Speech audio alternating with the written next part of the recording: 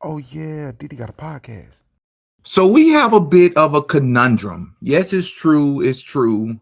Miss Erika Kirk has professed her respect for the PORN industry. And before I play this clip where we can hear Miss Erika Kirk or Miss Erika Francvi at the time say it herself, part of the reason why this is so ironic is because I was just watching the clip from Charlie Kirk interviews he gave about how he met Erika, how he knew Erika was the one, things that people should do before getting into the relationship, things that him and Erika did that sort of played into how he knew for certain that Erika was the one for him. Ironically, in this clip that I'm going to play later in this video, Charlie Kirk quite literally specifically states things that are the opposite of what you're about to hear Erika say in this video clip. Hit the like button on your way in. Now let's get into this. I have respect for the individuals that are in the industry, not because they're degrading women or anything like that, but because that's their field and they are professionals. So I give them credit for being able to have a job and make money and stimulate the economy that way. But there are what? Keep in mind that this is in the timeline of Erika Francvi's life. This is already past the point which she had already stated to be a professing Christian, a practicing Christian. I believe this is past the point, if I remember correctly, where she disappeared for like 8 months and she claimed to have been studying the Bible front to back. And again, nobody's perfect, but to be stating this as a follower of Christ is crazy. I think that there needs to be a way to shield it from the overall public, such as the kids. Keep it away from them. But in general, that's a tough one. I really have to say that we live in a free country. So if you want to watch it, turn on your pay-per-view. If not, then why don't you turn on something else that's a little bit more G-rated? Just a thought. I do think it should be legalized, so just take this miniature journey with me for just a second, and instead of looking at the negative side, let's look at the positive side real quick. After watching several documentaries, I do think it should be legalized because it not only has some remedies to some modern day medicines that we use, but it also can be taxed, so we can get some extra stimulus money, just a thought. And on top of that, I think that as our country is evolving and things are happening around the world, we really need to start taking into consideration just some alternatives to things. So I think we need to see both sides of this. So open dialogue, I'm all for it. Okay. Well, here's Charlie Kirk specifically giving his thoughts on both marijuana, and just for the sake of it, we're also going to hear Charlie talk about how spouses should decide well before they even married if they're comfortable with their spouse watching movies with nudity in it, let alone pornography. Let's hear what he even had to say about just simply watching movies that shows nudity. I want to ask, how did you know your wife Erika was the one? Oh, that's knew almost immediately. I met her and we had a very, very long dinner, which was very close to almost an interview. And no, you're gonna laugh, but you should absolutely interview for your spouse.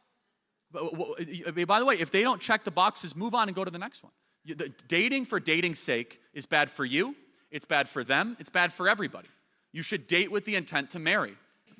I can say this from a male perspective. One of the problems is that young ladies are led to believe to get male attention, you have to throw yourself out there. I'm gonna be very diplomatic, okay? When in reality, men seek what they can't have. Other questions and other pieces of advice I think are really important. In-laws matter. They really do. They shouldn't always necessarily be deal breakers, but boy, you should know the in-laws because, you know, your wife will take the form of the mother more times than not. Which is the biggest? You want the biggest of all. What are acceptable and unacceptable vices for our marriage? For example, is it acceptable for, the husband to smoke a cigar? Has she smelled cigar before you get married, and does she know what that is? Will marijuana be allowed in the marriage? I would say no, of course. Is it okay for alcohol to be around? If yes, how often? Will you drink on weeknights? Are more than one drink acceptable? Will we drink socially? Will you drink once you have kids? Will you drink around the kids? Here's another question. Will you watch TV at night? Will you be okay if, there's R-rated kind of sexual nudity that your partner is watching? Is completely off limits for your relationship? I think it absolutely should be. You should talk about that because some couples are like perfectly okay with it. I think it's kind of weird, to be honest, right? These are questions that honestly, all the time that people do not always flesh out before marriage. In the course of dating, though, I could go on for like infinite. No, I about really this stuff, enjoy but yeah, this. like Yeah. again, we have an amazing marriage. My wife and I, obviously, it's not perfect. No marriage is perfect, but we actually like each other. Now, what are my overall thoughts about this? My overall thoughts are I'm continuing to find it less and less likely that Charlie Kirk did know at least some of these things about Erika Kirk. I get it. I see the comments. Poor Charlie, honeypot, they tricked him, they fooled him. I don't believe that. And I'm considering going live later today to sort of do a Q&A where I can just interact with a lot of you all and just go down all the list of things that we found just over the past 4 months about Erika's life, about Tyler Boyer, about Justin Strife, about the history of TPUSA, about their affiliates, about their donors, about the September 10th altogether. That continues to paint a narrative, the connections between all these people at TPUSA, that Charlie Kirk, I would like to think, had a direct hand in helping hire. Sure, maybe Tyler Boyer or somebody else was responsible for hiring a lot of those people, but I would like to think that Charlie Kirk had a thing or two to say about some of these folks.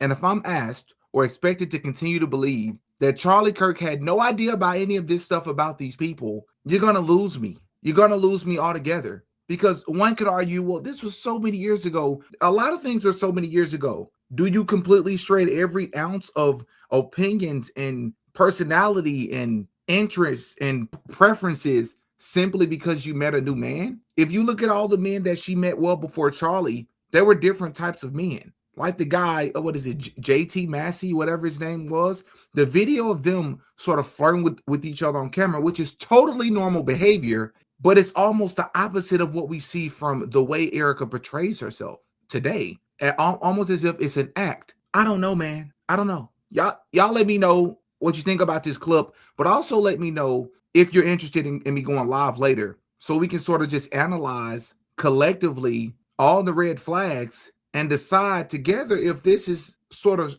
painting or shaping a narrative or a picture about an organization that Charlie was completely in the dark about, or Charlie may have had a hand in the very things that we're discovering about TPUSA and the people affiliated.